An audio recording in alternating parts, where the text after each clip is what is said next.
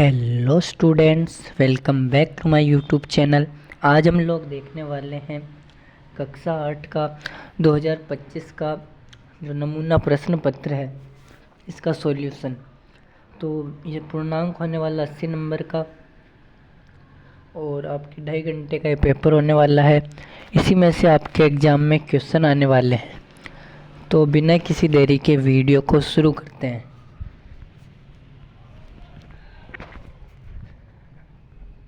आपके पहला प्रश्न दे रखा है, निम्न में से सिंचाई की आधुनिक विधि है। आपके ऑप्शन दे रखे हैं ढेकली, ऑप्शन ब रहट, ऑप्शन से ड्रिप तंत्र, ऑप्शन द गिरनी या गरारी प्रणाली।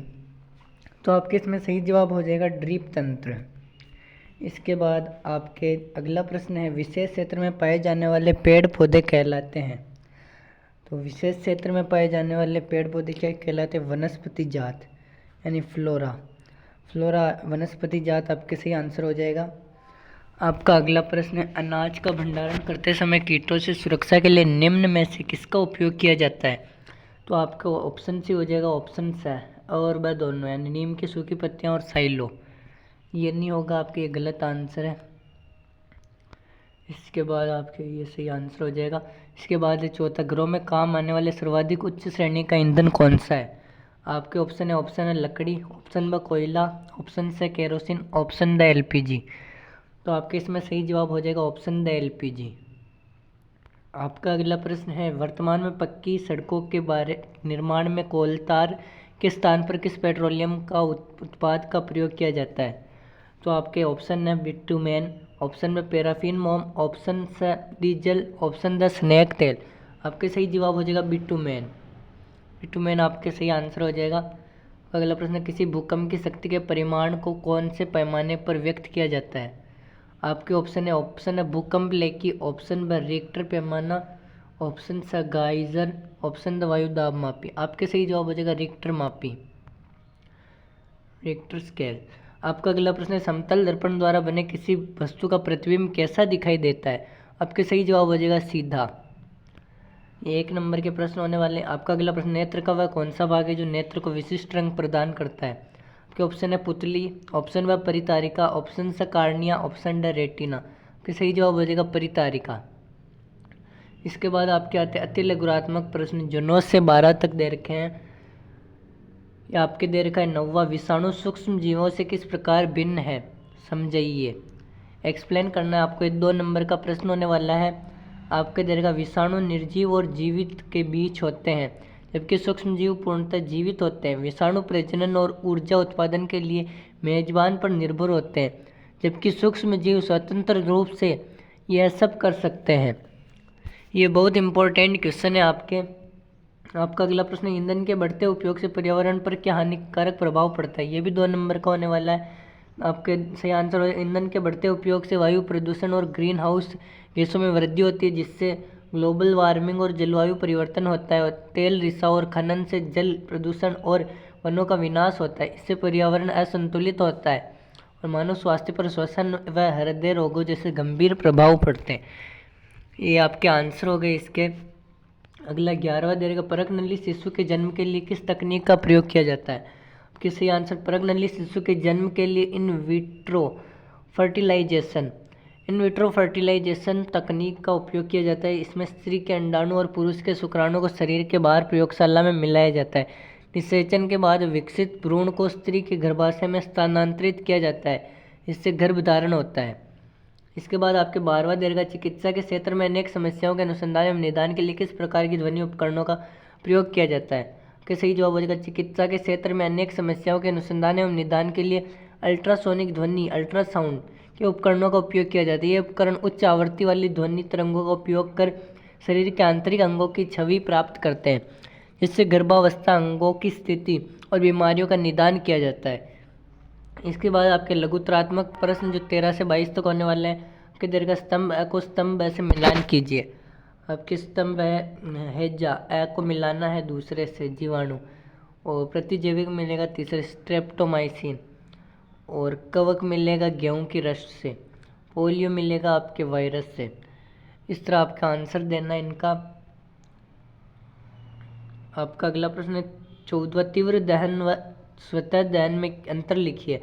आपके सही जवाब हो जाएगा तीव्र दहन और स्वतः दहन दोनों ही दहन के प्रकार है, लेकिन इनमें कोई महत्वपूर्ण अंतर नहीं। तीव्र दहन में एक बाहरी ऊर्जा स्रोत की आवश्यकता होती है और ये तेजी से होती है, जबकि स्वतः दहन बिना किसी बाहरी ऊर्जा स्रोत के होता है और यह धीरे धीरे शुरू होता है। इसके बाद आपके 15वां कोष्टक में दिए गए शब्दों में से उचित शब्द का चयन कर रिक्त स्थानों की पूर्ति कीजिए। 4 देर के 4 एक नंबर के आपके मिट्टी को उलटने पलटने एवं पोला करने की प्रक्रिया जुताई कहलाती है, जुताई। और आपके अगला प्रश्न है अगला देर का अवांछित एवं बिना उगाए पौधों को हटाया जाता है, जिन्हें क्या कहते हैं? जिन्हें कहते हैं खरपतवार कहते हैं। आपने पहले चैप्टर में पढ़ा था, वही आगे आपके ये क्वेश्चन। आपके अगला क्षतिग्रस्त बीज जल की सतह पर तैरने लगेंगे। और अगला है दोनों को भूसे से अलग करना, दानों को भूसे से अलग करना थ्रेसिंग कहलाता है, थ्रेसिंग हो जाएगा आपके। इसके बाद आपका अगला प्रश्न है निम्नलिखित प्रश्नों के उत्तर एक शब्द में दीजिए। ये 4 प्रश्न है जिनका एक एक शब्दों में आंसर देना है। आपका पहला, यौनारंभ में शारीरिक परिवर्तन किसके द्वारा नियंत्रित होते हैं? आपके सही जवाब हो जाएगा आपके सही जवाब हो जाएगा हार्मोन। दूसरा है तनाव संयोजन का कार्य किस हार्मोन के द्वारा किया जाता है? आपका सही जवाब हो जाएगा एड्रेनालिन। आपका ग वाला है एड्स के रोगजनक वायरस का पूरा नाम। आपके सही जवाब हो जाएगा human immunodeficiency virus, human immunodeficiency virus.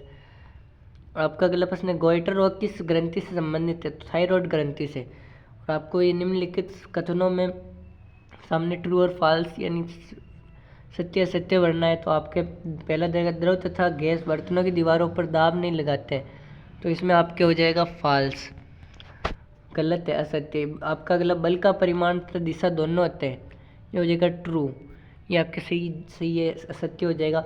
आपके अगला एक आवेशित वस्तु अनावेशित वस्तु को आकर्षित करती है, इसमें भी आपके हो जाएगा ट्रू, इसमें भी ट्रू।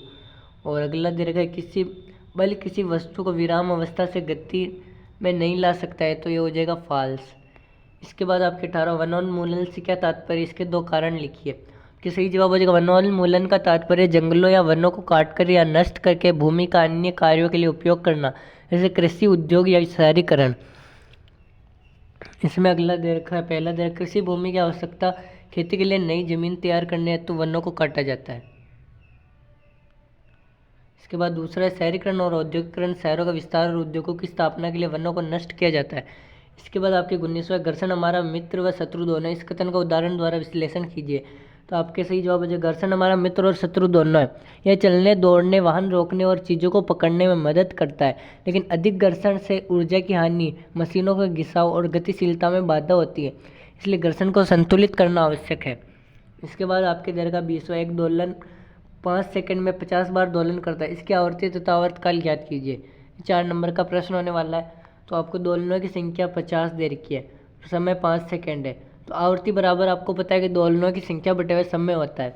तो आवर्ती बराबर 50 दोलन बटा मतलब दोलनों की संख्या 50 है और समय 5 सेकंड दे रखा है, और आवर्ती हो जाएगी आपके 10 हर्ट्ज, अर्थात यह दोलक 1 सेकंड में 10 बार दोलन करता है।